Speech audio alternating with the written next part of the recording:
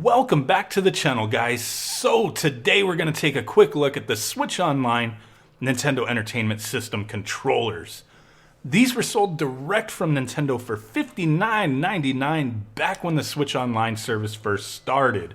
In order to have the privilege of spending even more money to get these NES Joy-Con controllers, you had to have a paid Switch Online account, and you were limited to one set per account. If you have a family account like I do that's shared across multiple systems, you still could only order one set. If you want to play the NES games Nintendo gives you access to the way they were meant to be played, this seemed like a great option, but hey, you're limited to one set, so take advantage if you want. Now, previously, another option we took a look at was the 8Bitdo GBros adapter, which allows the use of GameCube controllers and controllers with the Wii plugs on them to be able to be used wirelessly on the Nintendo Switch.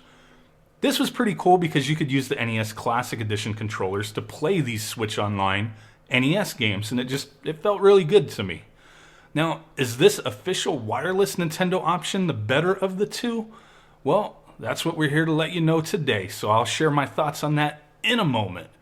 So these controllers, they just kind of showed up out of nowhere. I didn't get any kind of shipping notification or emails. So if you ordered these things, definitely keep an eye out. You should be receiving them soon. Now, when I first started using these, the first thing I noticed is these controllers feel noticeably heavier than an original NES or Classic Edition NES controller. Now, they do have all the buttons you would expect, plus they do have an L and R button on top with a sync button in the middle of them. On the back, you get a black button to press to unlock the controller when you have it slid into the Switch, just like the original Joy-Con controllers. That way you can easily remove it. Locks in place, hold that button, pull them out, unlocks, comes out very easily. I haven't had any issues with that. I remember initially having some issues with my Joy-Cons on my first Switch, but with these, it works fine. Now, overall, the look and feel of these controllers is kind of what I'd expect from Nintendo. They are definitely quality controllers. When you slide them into your Switch, they immediately pair to your system, so nothing really to worry about there. And once you do that, you do get special NES icons to represent these controllers on your system. When you go into the NES games for Switch Online, the button configurations and the icons on the interface do change to accommodate that you're using these controllers, so that is definitely a good thing. Now, when I began testing these things out, they did feel like they responded well at first, but I did notice it felt like I didn't have the precise control over these games that I was used to. Everything played fine, but when it came to more delicate movements, I felt like it was slightly off. I don't know if this is because of some kind of slight input lag, or maybe that the controllers were just so new I haven't worn them in yet, but this was immediately noticeable to me within several games anyway. Now, I immediately noticed the feel and response when using NES Classic Edition controllers via the GBros adapter.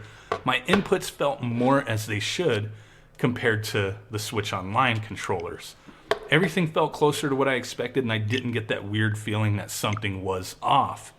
Now, not to say that the official NES Joy-Con controllers, Switch Online controllers, whatever the hell they're called, are pure garbage. I'm not saying that at all, but I do think something is slightly wrong with how they respond to me. Maybe there'll be some kind of update to these things, but for sure, there's an issue that I am noticing. But overall, I am glad I bought these to share with you guys, but I feel if I had to do it all over again knowing what I know, I'd probably have stuck with just the 8Bitdo solution, as it feels closer to what I expect than what I'm getting here. Now, if you guys bought these controllers, I want to know what you feel about them. Drop a comment down below. If you have both options, the Switch Online controllers and the GBros adapter with NES Classic Edition controllers, let me know if you're sharing the same experience as me. I want to know if I'm out of my mind here, but I'm definitely feeling something is off, and I'm curious to know what you guys think and what you have experienced. Because to spend $60 for these versus just using a half official Nintendo solution, using the NES Classic Edition controller with the 8Bitdo adapter, It feels better that way to me. I don't know why. The weight of the controller with this Switch Online controllers, the weight doesn't bother me too much. It is noticeable in your hands that they are heavier, but it doesn't really, detract from anything. It's just that response, that control, I feel like it needs to be tweaked. Something needs to be tweaked, and hopefully there could be some kind of update if there's an actual problem here. So, I really do appreciate you guys hanging out with me for this few moments of your time. Smash that like button, make sweet ass love to that notification bell. Subscribe if you haven't done so already. And with that said, guys, I will catch y'all next time. Peace out, bye-bye, and boom!